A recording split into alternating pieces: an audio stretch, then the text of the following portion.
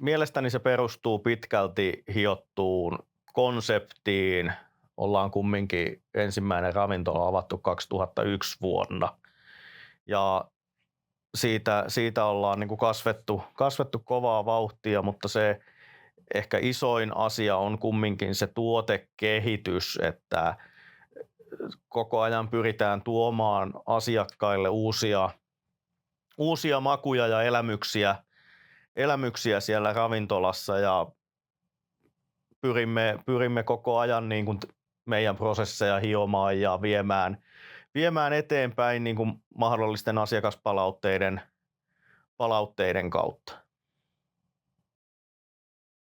Olen aloittanut 2013 alussa ketjujohdossa ja silloin ravintoloita olikohan 12 vai 13. Kyllä siinä oli selkeä ajatus lähteä viemään niin kuin ketjua eteenpäin ja kasvattamaan sitä ja hankkimaan lisää yrittäjiä ketjuun ja mielestäni tässä ollaan onnistuttu suht hyvin. Tehtiin selkeät plänit siitä, että mitkä on kaupungit, mihin halutaan uusia ravintoloita ja lähdettiin kontaktoimaan vuokranantajia ja sitä kautta sitten saatiin mahdollisia kiinnostavia liiketiloja ja kun nämä varmistui, niin sen jälkeen yrittäjä rekryä päälle ja sitä kautta sitten ollaan saatu kasvatettua nykyistä määrää ja samalla taktiikalla mennään edelleen asioissa eteenpäin. Sun pitää olla tosi ketterä. Meillä on kumminkin tosi pieni organisaatio ja se edesauttaa sitä liikkumista ja tekemistä. Tuolla niin kuin tuotepuolella ollaan opittu, ollaan päästy asioissa niin kuin eteenpäin ja se, että me halutaan kuunnella myös meidän niin kuin yrittäjiä, että miten ne näkee tämän ketjun kasvun ja miten ne haluaisi sitä niin kuin viedä eteenpäin, niin sieltä haetaan myös niin kuin heidän ajatuksia ja niistä pyritään sitten parhaat mahdolliset saattamaan yhteen ja sitä kautta viedään sitten taas meidän ketjua yhdessä eteenpäin.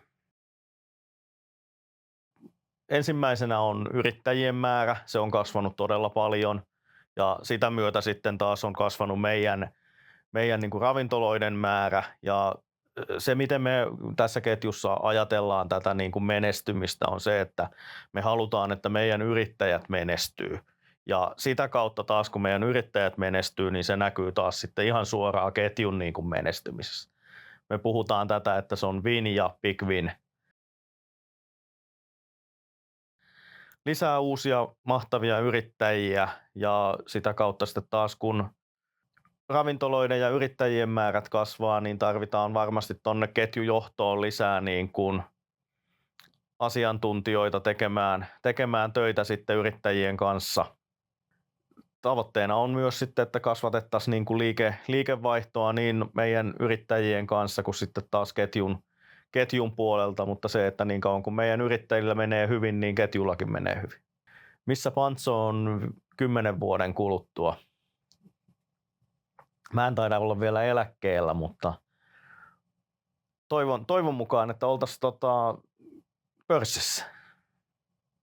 Mutta se voi olla kaukainen haave vielä tässä kohtaa, mutta katsotaan mitä omistaja on jossain kohtaa mieltä, että mitä asioiden kanssa mennään eteenpäin.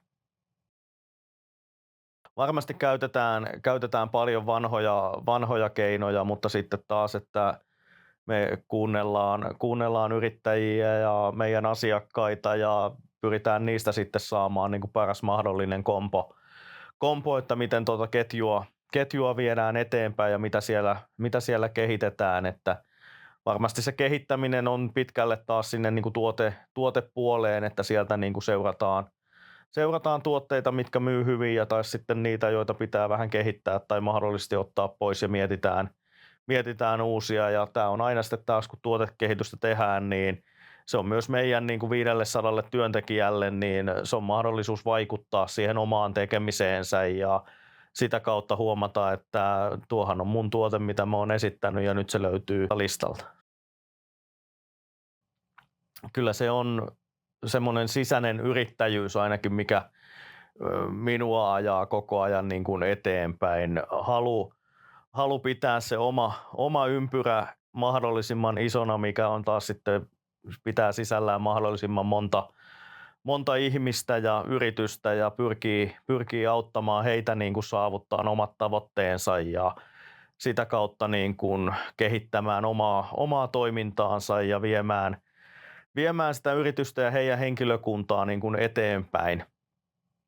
Se, että olisi koko ajan pikkasen parempi.